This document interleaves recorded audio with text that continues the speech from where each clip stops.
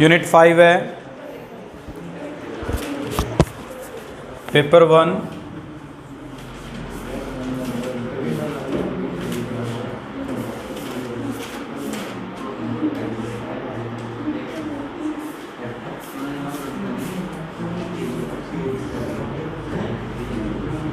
Eigen मान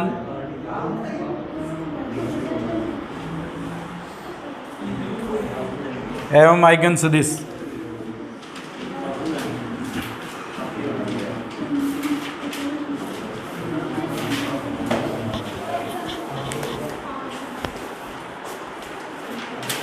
eigen मान और आइगन सदिश, वैसे हमने फर्स्ट ईयर के अंदर इस टॉपिक के बारे में पढ़ा हुआ है, फिर भी हम थोड़ा सा इसको रिवाइज कर लेते हैं कि मान लो कोई भी दो सदिश x, जिसमें x जो है वो x1 x2 up to xn, और y सदिश जो है वो y1 y2 up to yn से परिभाषित किया गया है। इनके मध्य संबंध कुछ इस प्रकार से है, y1 बराबर a11 x1 a12 x2 up to a1n xn के रूप में, y2 equals to a21 x1 a22 x2 up to a2n xn के रूप में, और इसी प्रकार से ये वैल्यू चलती रहें। yn equals to an1 x1 an2 x2 up to ann xn के रूप में। अगर हमें संबंध दिए जाएं तो इनको जब मैट्रिक्स फॉर्म में चेंज करेंगे तो ये जो मैट्रिक्स बनेगी वो इसको सेटिस्फाई करती है, जहाँ a जो है वो aij n क्रॉस n को रिप्रेजेंट करता है, n बाई n को शो करता है। एक मैट्रिक्स है, इस मैट्रिक्स के अंदर हमारे पास आइगन मान या आइगन सदिश को परिभाषित करने के लिए जो ऐसा कोई भी मान a का जिसके लिए ax जो है वो लैम्डा x के बराबर आ जाए, यानी हमारे पास ax अगर लैम्डा x के बराबर हो तो इस लैम्डा को हम आइगन मान कहते हैं, और इसे हम लैम्डा के रूप में ही व्यक्त करेंगे। जो y is equal to ax बनाया है उसमें ax अगर लैम्डा x के बराबर आ जाता है किसी भी एक मान के लिए, जैसे कि हमारे पास ये समीकरण बन रही है, मैट्रिक्स है 3 0 8 -1, और यहाँ पे हमारे पास मान आ रहा है 1 2। हमें पता है ये 3 1 2 के बराबर होगा। अगर 3 1 2 के बराबर है तो ये जो है वो ax है और ये जो पार्ट है वो लैम्डा x के रूप में परिभाषित हो रहा है। इस लैम्डा को हम आइगन मान कहेंगे इस मैट्रिक्स A के लिए। इसको एक और हमने रैखिक रूपांतरण जो पढ़ा था उसके रूप में भी परिभाषित किया जा सकता है। हमने ये लिखा था कि अगर कोई भी t v से v डैश में परिभाषित है और एक रैखिक रूपांतरण को व्यक्त करता है तो उस स्थिति में t ऑफ x अगर लैम्डा x के इक्वल आ जाए तो इस लैम्डा को हम आइगन मान कहेंगे।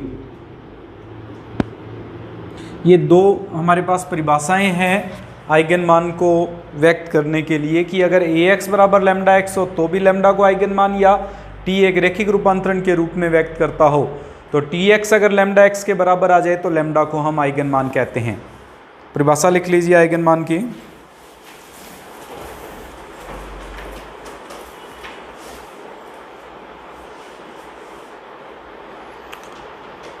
यदि v एक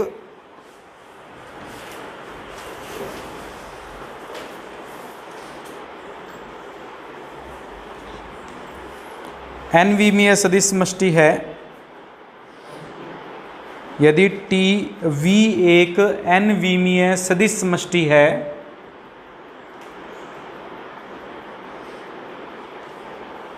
तथा कोई रैखिक रूपांतरण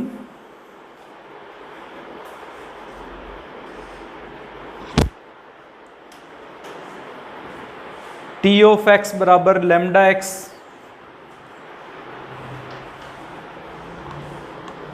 कोई रैखिक रूपांतरण टी ऑफ एक्स बराबर लैम्डा एक्स के रूप में परिभाषित है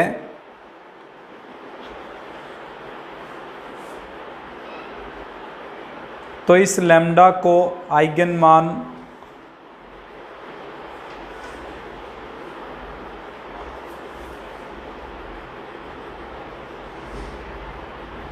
या अभिलाक्षणिक मूल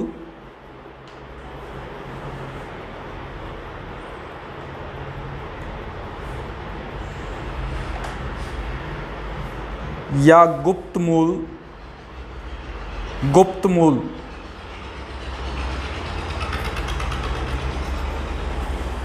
कहते हैं।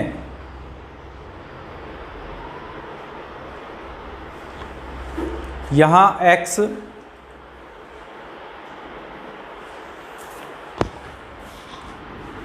लैम्डा के सापेक्ष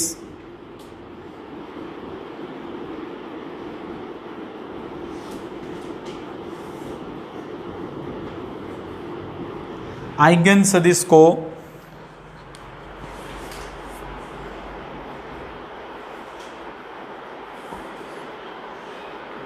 व्यक्त करता है।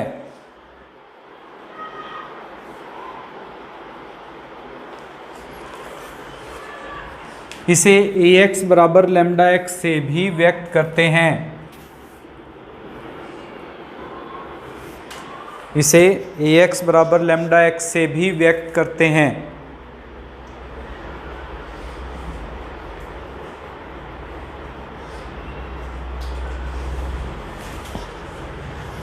उसके बाद में हेडिंग लिखना इसमें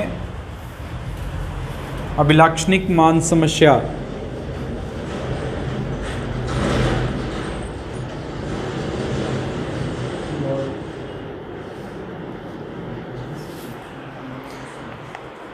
कैरेक्टरिस्टिक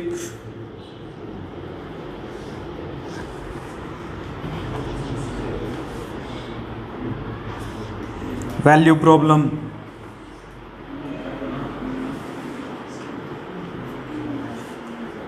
हमने अभी अभी लिखा इसमें ax बराबर लैम्डा एक्स। इसको अगर हम एक तरफ ले लें ax minus lambda x equals to 0, तो ये बन जाएगा a minus lambda I into x equals to 0, जिसे अभिलाक्षणिक मान समस्या कहते हैं। आइगन मान या आइगन सदिश को ज़्यादातर हम अभिलाक्षणिक मान या अभिलाक्षणिक सदिश कहेंगे। अब इसको चाहे आइगन मान समस्या कह दें चाहे अभिलाक्षणिक मान समस्या कह दें, बात एक ही है। और अगर हमारे पास कोई भी समीकरण ax बराबर लैम्डा एक्स के रूप में परिभाषित है तो उसको हल करने पर यह समीकरण जो बनेगी उसे हम अभिलाक्षणिक मान समस्या कहेंगे। ठीक है, तो इसमें इतना ही लिखना है। अभिलाक्षणिक मान समस्या में ax माइनस लैम्डा एक्स बराबर 0 implies a minus lambda I of x equals to 0 को अभिलाक्षणिक मान समस्या कहते हैं।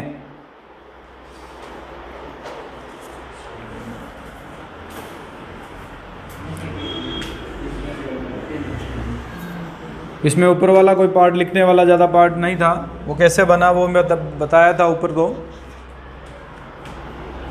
अभिलाक्षणिक मैट्रिक्स है, इसके बाद डेफिनेशन।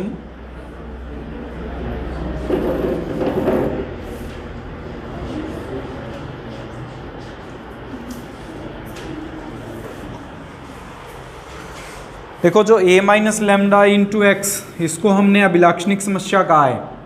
तो इस मैट्रिक्स a माइनस लैम्डा आई, ये जो मैट्रिक्स रूप बनेगा इसे हम अभिलाक्षणिक मैट्रिक्स कहते हैं। a माइनस लैम्डा आई जो हमारे पास अभिलाक्षणिक मान समस्या में a minus lambda into x बराबर 0 बन रहा है, उसके अंदर जो ये मैट्रिक्स प्राप्त हो रही है a माइनस लैम्डा आई, इसे हम अभिलाक्षणिक मैट्रिक्स कहते हैं। या जो ये मैट्रिक्स का रूप प्राप्त होगा उसे हम अभिलाक्षणिक मैट्रिक्स कहेंगे।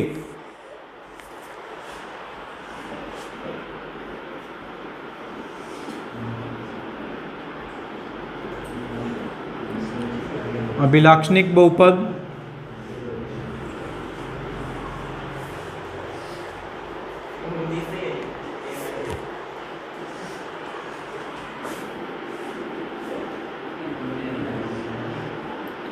को अभिलाक्षणिक मैट्रिक्स कहते हैं।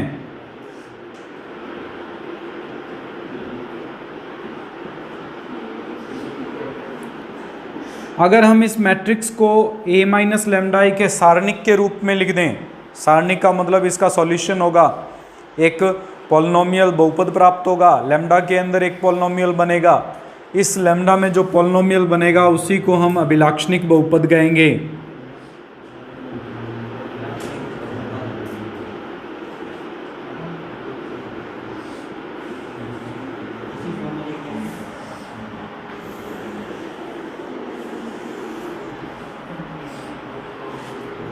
अभिलाक्षणिक समीकरण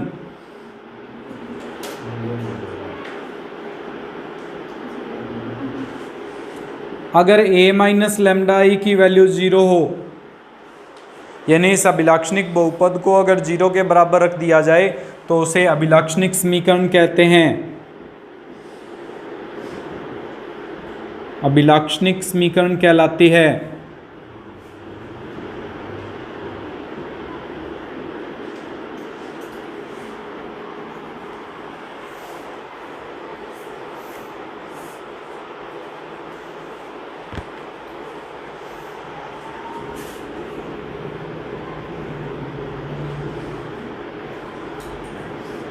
स्पेक्ट्रम अभिलाक्षणिक समीकरण से प्राप्त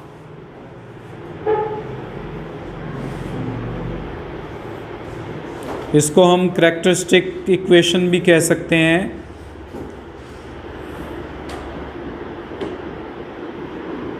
लैम्डा के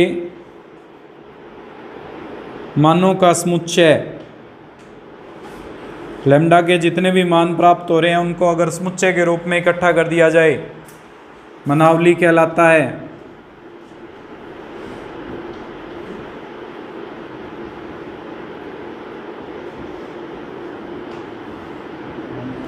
अर्थात the values of lambda, set of values of lambda is called the spectrum.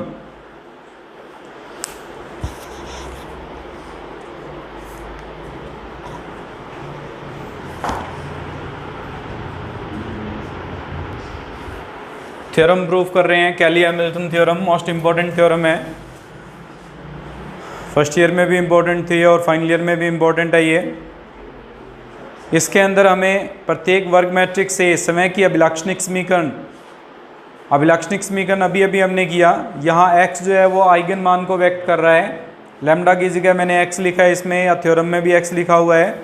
a minus x आई की सारणिक बराबर 0, यानी इस समीकरण को संतुष्ट करेगा, अर्थात x की जगह a सब्सटीट्यूट कर दिया जाए तो ये इक्वेशन सॉल्व होगी, सेटिस्फाई होगी। उसको हमें प्रूफ करना है। इसको प्रूफ करने के लिए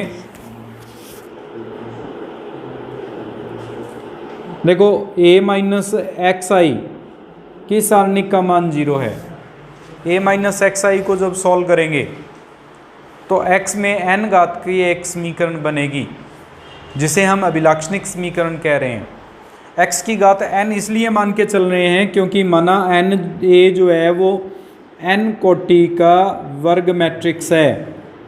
अगर n कोटि का वर्ग मैट्रिक्स मान के चल रहे हैं तो n कोटि की ही हमारे पास कोई भी एक समीकरण प्राप्त होगी, बहुपद प्राप्त होगा, और बराबर में 0 है इसलिए उसको अभिलाक्षणिक समीकरण कह रहे हैं। उदाहरण के लिए अगर आप इसको चेक करना चाहें तो कुछ इस प्रकार से ले सकते हैं। 3 2 1 4 ले लिया हमने एक मैट्रिक्स, और इसमें से एक्स आई का मतलब है x0 0x को सब्ट्रैक्ट करके और सारणिक का मान निकालेंगे, बराबर 0 रखेंगे। जब इसको सॉल्व करोगे तो आपके पास बनेगा 3 minus x 2 1 4 minus x equals to 0। अगर इसको सॉल्व करोगे तो ये बन जाएगा 12 minus 7x plus x square minus 2 equals to 0, जो x में द्विघात समीकरण बन रही है। अगर 2/2 घात की हमारे पास कोटि की कोई भी एक समीकरण या मैट्रिक्स दी हुई है तो उससे जो अभिलाक्षणिक समीकरण बनती है वो हमेशा 2 घात की बनेगी। इसी प्रकार यहाँ n घात की कोई भी मैट्रिक्स है, n कोटि की कोई भी मैट्रिक्स है, तो उस स्थिति में a माइनस एक्स आई के मापांक को जब हल करेंगे तो वो x की घात n में एक बहुपद बनेगा या समीकरण बनेगी। इसको हम मान के चल रहे हैं x की power n minus plus a1 x की power n minus 1 a2 x की power n minus 2 up to an of i equals to 0। इस रूप में हम परिभाषित कर रहे हैं। हम मान के चल रहे हैं कि सारणिक a माइनस एक्स आई का मान ये प्राप्त होगा, जो कि n घात का एक बहुपद है। ठीक है, हमें ये प्रूफ करना है कि अगर ये फाई ऑफ x को परिभाषित करता है तो इसमें x की जगह पर a सब्स्टिट्यूट करने पर इस इक्वेशन को सेटिस्फाई करेगा। ये हमें प्रूफ करना है। यानी जो भी अभिलाक्षणिक बहुपद बनता है या समीकरण बनती है उसमें x की जगह पर a पुट करने पर, यानी इस अभिलाक्षणिक मान की जगह पर मैट्रिक्स पुट करने पर ये इस समीकरण को संतुष्ट करती है। समीकरण को संतुष्ट करने का मतलब है x की जगह a पुट करने पर ये 0 बराबर 0 आ जाएगी। ये हमें प्रूफ करना है। इसमें इसको प्रूफ करने के लिए एक हमारे पास छोटी सी कंडीशन कि एडजॉइंट जब भी लेते हैं, एडजॉइंट क्या होता है, एडजॉइंट किसे कहते हैं। अब मान लो एक मैट्रिक्स दे दी जाए, ये हमारे पास मैट्रिक्स रूप में परिभाषित हो गया, a 3 माइनस एक्स और 2 4 माइनस एक्स। हमें इसकी एडजॉइंट मैट्रिक्स निकालनी है। ये a मैट्रिक्स मान के चल रहे हैं। अगर इसकी एडजॉइंट निकालेंगे, एडजॉइंट मैट्रिक्स निकलती कैसे है, एक तो हमारे पास इसमें सेकंड और वो निकालते हैं उपसारणिक और सेकंड के मान, और उसके बाद में जो भी मान होता है उसको मैट्रिक्स रूप में लिखकर उसका क्या कर देते हैं, ट्रांसपोज परिवर्तित कर देते हैं। अगर इसमें हम सेकंड और उपसारणिक का मान निकालेंगे तो पहले इस मान के सापेक्ष निकाला जाता है, ये पार्ट छूट जाता है। हमारे पास जो वैल्यू आएगी वो 4 माइनस एक्स होगी। फिर दूसरे अवयव के सापेक्ष लेके चलते हैं, दूसरे अवयव के सापेक्ष लेके चलेंगे तो ये पार्ट छूट जाएगा, इसका चिन्ह बदल के लिखा जाता है उपसारणिक के बाद में सेकंड जब निकालते हैं। फिर इस 1 के सापेक्ष लेके चलेंगे तो ये पार्ट छूट जाएगा, माइनस का 2 आ जाएगा और लास्ट आ जाएगा 3 माइनस एक्स। इसका transpose 4 minus x minus 2 minus 1 3 minus x से लिखा जाता है। देखो ये जो था वो 2 घात का था, जब इसको हल करते हैं तो द्विघात का बनता था। ठीक है, लेकिन जब इसका ट्रांसपोज कर दिया तो इसकी एक टर्म जो है वो किसके घात की बन रही है, सिंगल घात की, 1 घात की बन रही है, एक अकेली समीकरण को अगर परिभाषित करें तो। कुछ इसी प्रकार से अगर एक आप 3/3 का उदाहरण ले लें, 3/3 का उदाहरण मान लो आपके पास है 3 माइनस एक्स 2 1 0 1 माइनस एक्स, 1 ले लेते हैं यहाँ पे 2 0 2 1 2 माइनस एक्स। इसके लिए एडजॉइंट निकाल के देखते हैं हम।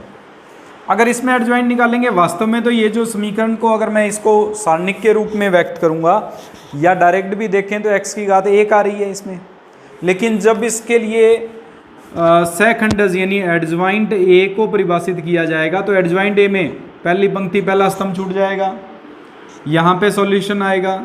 जब इसको हल करेंगे तो ये बन जाएगा 1 minus x into 2 minus x minus 2। इसी प्रकार से आगे के पद और भी आते रहेंगे। इन पदों में देखो x की स्क्वायर आएगी, 3 घात का है तो क्या आ रहा है, x की स्क्वायर आ रही है। x की स्क्वायर का मतलब है कि जो भी x था उसकी स्क्वायर के रूप में एडजॉइंट a का पद आ रहा है। एक्स स्क्वायर के साथ में x का भी पद आएगा, बिना x का भी पद आएगा, लेकिन अधिकतम जो x की घात आ रही है वो कितनी आ रही है, 2। यहाँ हम कह रहे हैं कि ये n कोटि का है, n कोटि का है तो जब इसका एडजॉइंट निकालेंगे तो x की घात, एक पद में x की घात अधिकतम कितनी आएगी, n माइनस 1, एक कम आएगी उससे। वहाँ 3 कोटि का था तो 2 घात की बन रही है, 2 कोटि का था तो 1 घात की बन रही है। तो adjoint of a minus x i में x की अधिकतम घात n माइनस 1 होगी, माना। अब जैसे हमारे पास ये 2 घात की बन गई, ये आ गई हमारे पास x square minus 3x plus 2 minus 2। आगे के और भी पद आएंगे। इन मैट्रिक्स को, मैट्रिक्स का जोड़ और घटाव और गुणा और भाग वो पार्ट आपने किया हुआ है, जोड़ के रूप में एक्स स्क्वायर पदों को अलग, बिना एक्स स्क्वायर के पदों के यानी एक्स के पदों को अलग, और अचर पद जो है उसको अलग कर सकते हैं, अलग अलग परिभाषित किया जा सकता है। जैसे इसमें मान लो हमारे पास ये आ जाता, यहाँ पे हमारे पास जब भी परिभाषित करते हैं एक्स स्क्वायर माइनस 3x आ जाता, यहाँ पे एक्स स्क्वायर प्लस 5x आ गया, यहाँ पे एक्स स्क्वायर आ ही नहीं रहा, 3x आ रहा है। मान रहा हूँ मैं कि एक 2/2 की इस प्रकार की मैट्रिक्स बन रही है, लेट करके चल रहे हैं हम। अगर इस प्रकार की कोई भी समीकरण बन रही है तो उसमें एक्स स्क्वायर वाला जो भी स्टेप है उसको अलग, जैसे इसमें एक्स स्क्वायर, यहाँ पे भी एक्स स्क्वायर, ये एक्स स्क्वायर और यहाँ पे 0, एक्स स्क्वायर का कोई पद ही नहीं है, प्लस एक्स वाले स्टेप्स को अलग, -3x, -3x, 5x और 3x, प्लस अचर पद जो भी हमारे पास कांस्टेंट आ रहे हैं उनको अलग। इसमें कोई कांस्टेंट नहीं था, मान लो 1 आ रहा है, इसमें 2 आ रहा है, तो 0, 2, 1 एंड 0 इस रूप में व्यक्त कर सकते हैं। और अगर इसमें से एक्स स्क्वायर को कॉमन ले लिया जाए तो एक मैट्रिक्स बनेगी। हम यहाँ पे यही पार्ट यहाँ पे व्यक्त करना चाह रहे हैं कि adjoint of a minus x i का जब मान निकालेंगे तो x की अधिकतम घात n-1 आ रही है, उस अधिकतम घात के साथ कोई ना कोई एक मैट्रिक्स बनेगी।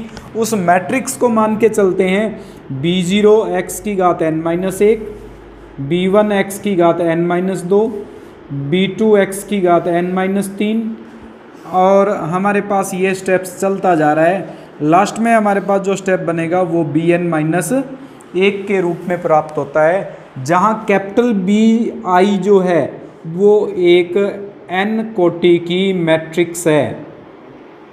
हम ये मान के चल रहे हैं कि इसको जब परिभाषित करेंगे तो n कोटि की कोई भी एक मैट्रिक्स बनेगी जिसमें x और x स्क्वायर के पद इस रूप में परिभाषित हो जाएंगे। पहले यहाँ तक कोई डाउट है तो बोल दीजिए। इसके बाद हमने एक प्रॉपर्टी पढ़ी हुई है जिसके अनुसार हम x इंटू एडज्वाइंट x जो होता है उसको i into determinant of x के रूप में व्यक्त कर सकते हैं।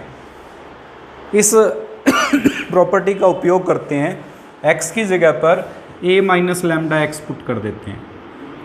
अगर a की जगह पर a minus lambda x put करेंगे तो a minus lambda x adjoint of a minus lambda x बराबर i into a minus lambda x की सारणिक का मान आएगा। i आइडेंटिटी मैट्रिक्स है, क्योंकि दोनों इस तरफ मैट्रिक्स पार्ट बनेगा, उधर मैट्रिक्स पार्ट बनाने के लिए i से मल्टीप्लाई करके लिखेंगे। Adjoint of a minus lambda x का मान ये रहा, हमने अभी अभी लिखा है। अगर इसी मान को वापस लिख देते हैं तो ये जो पार्ट बनेगा वो इस प्रकार से परिभाषित हो जाएगा, a minus lambda x into b0 x की power n-1 plus b1 x की power n-2 up to bn-1 और इक्वल्स टू में आ जाएगा i into x power n plus a1 x की पावर n-1, a2 x की power n-2 up to an ये जो मान था सारणिक a माइनस एक्स आई का मान, ये प्रतिस्थापन कर दिया हमने, और इधर adjoint of a minus x i का जो मान हमने निकाला था वो प्रतिस्थापन कर दिया। गुणा करते हैं इसका, a का इससे गुणा a b0 x की पावर n-1, फिर लैम्डा एक्स का इससे गुणा माइनस लैम्डा b0 यहाँ पे x की पावर ये बन जाएगी n-1, स्मॉल x है ये, स्मॉल x के रूप में हम परिभाषित कर रहे हैं इसमें। सो a माइनस लैम्डा एक्स की पावर n-1, फिर प्लस a b1 x की power n-2, lambda b1 x की पावर n-1 प्लस इससे आगे का स्टेप a b2 x की पावर n-3 n-2 x से गुण मल्टीप्लाई किया है तो b1 x की पावर n-1 बचेगा। इसी प्रकार से इसको जब मल्टीप्लाई करेंगे तो ये बन जाएगा माइनस का a b2 x की पावर n-2 और इसी तरह से ये स्टेप्स चलते रहेंगे। लास्ट स्टेप बनेगा minus lambda B N minus one into x is equal to, ये जो स्टेप है हमारे पास, आई एक्स की power N plus I A one x की power N minus one up to I A N के रूप में ये परिभाषित हो जाएगा। दो मैट्रिक्स तभी बराबर हो सकते हैं जब उनके गुणांक भी बराबर हों। अगर हम इसमें x की घात n को परिभाषित करेंगे, यहाँ n माइनस वन की जगह n आएगा, b0 x की पावर n। अगर x की घात n से तुलना करेंगे तो यहाँ x की घात n के साथ i आता है और इसमें जो x की घात n है उसके साथ माइनस लैम्डा b0 बन रहा है। तुलना करेंगे तो minus lambda b0 is equal to आ जाएगा i के इक्वल। फिर x की घात n माइनस वन का पद, ये दो स्टेप्स हैं x की घात n माइनस वन में, इसके अनुसार a b0 minus lambda b1 बराबर आ जाएगा i इंटू a1 के।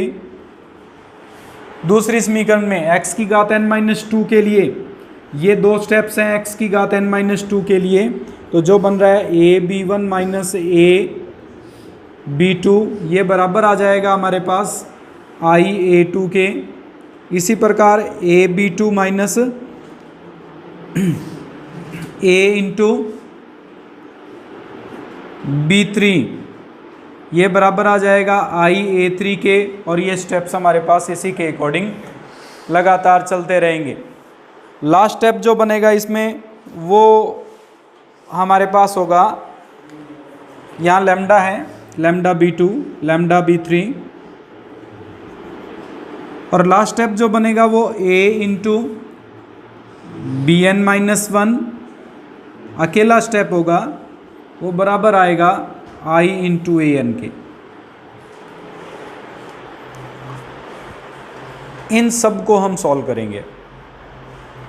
अगर इन सब को सॉल्व करें तो इस फर्स्ट इक्वेशन के अंदर हमारे पास a से मल्टीप्लाई, सेकंड को a स्क्वायर से, इसको a क्यूब से, इसको a पावर 4 से, और इसको a पावर n से मल्टीप्लाई करके ऐड कर देंगे।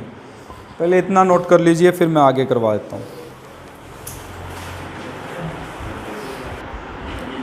तो इन समीकरणों को अगर a power n minus one, a power n minus two और a power n minus three से लेकर a पावर 0 से मल्टीप्लाई करके ऐड करेंगे तो कुछ इस फॉर्म में हमारे पास इक्वेशन बनेगी, minus lambda a power n b0 plus a power n b0 हमारे पास आ जाएगा इसमें माइनस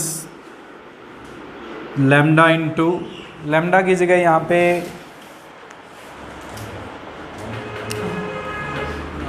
छोटे से मिस्टेक की है हमने, लैम्डा नहीं आएगा एक्स आई आएगा, एक्स आई। जब यहाँ पे लैम्डा नहीं आएगा उस केस में बाकी सारा पार्ट सेम है, इसमें लैम्डा नहीं आएगा, आई के रूप में परिभाषित था ये, एक्स आई के रूप में। तो हमारे पास यहाँ जो वैल्यू बनेगी a power n b0 plus a power n b0 minus second equation में बन जाएगा a power n minus one b1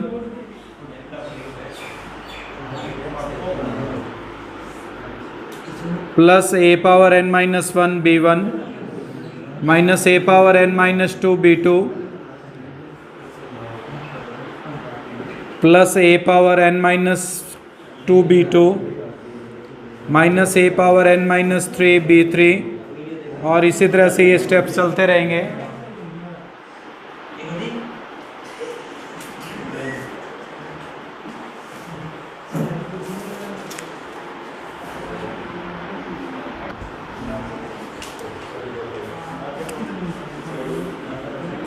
a into B N minus one equals to,